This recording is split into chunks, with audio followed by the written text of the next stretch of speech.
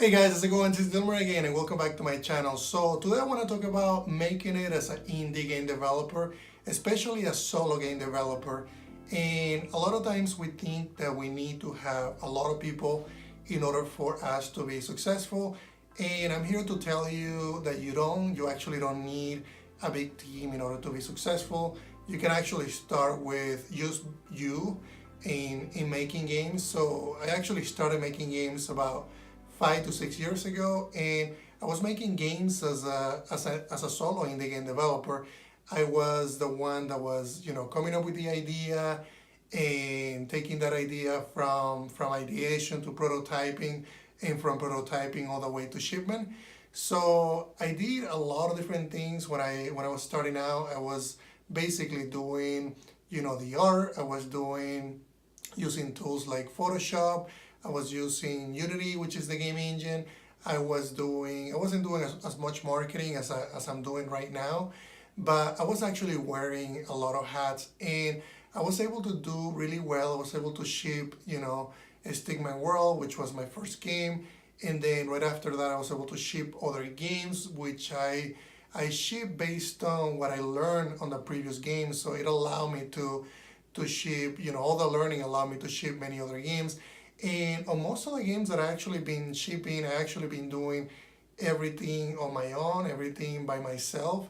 And in the exception from one, which is Fuse Balls, which I actually, paired up with another programmer that helped me in some parts of that game.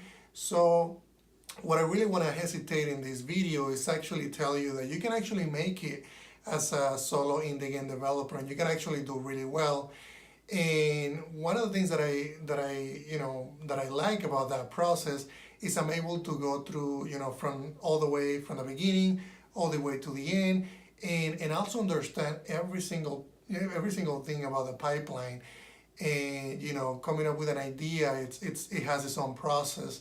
And you might think that idea it's really all you need, and then you start working on those ideas, and then you realize that the idea that you thought was going to work actually doesn't work, and you don't realize that until you get into prototyping and you start applying some of those ideas to an actual game where things are moving when you're applying mechanics. And you don't really realize that until you go through that process.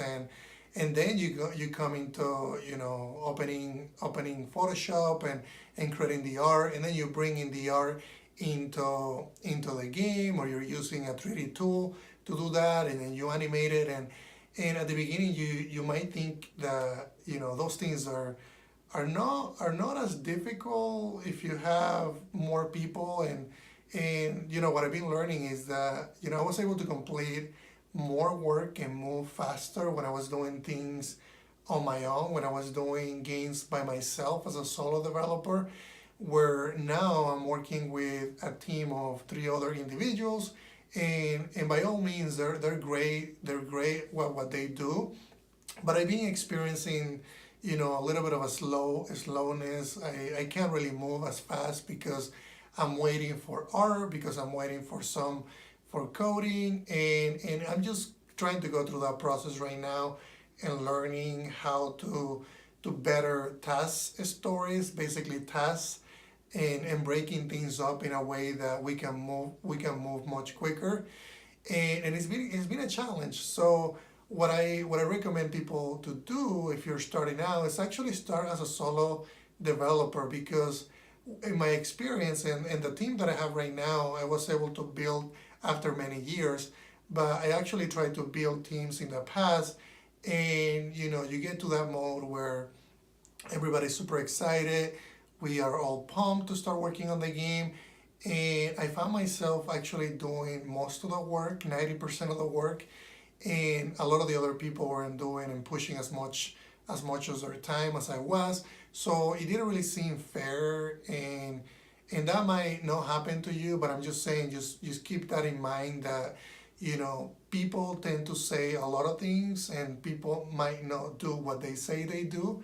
So just be very careful when you're selecting your team, and look at their history, look at what they've done, and maybe do a simple game jam, or a game that won't take you more than 2 weeks, so you can work with those people before you actually start joining a team.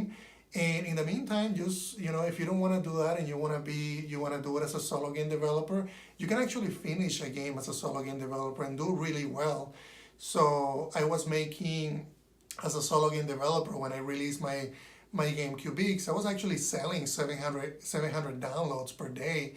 And when you're talking about being one person, you're getting most of that revenue, except for the revenue that the marketplace is getting, but I'm getting about 70%. So when you start adding other people, especially on a small budget projects where you have to distribute the revenue, that can actually be a different scenario. So just be careful when you're joining a team, and just to hesitate the importance of working as a solo game developer, and tell you that you can actually be really successful as a solo game developer. So don't think that by forming a team all of a sudden you're gonna be successful, because that's not really true. You can do a lot by yourself and pretty much hire it out certain pieces of the game and still do most of the work yourself and do really well. So thank you guys. If you guys have any other questions about this topic, let me know through the comments, let me know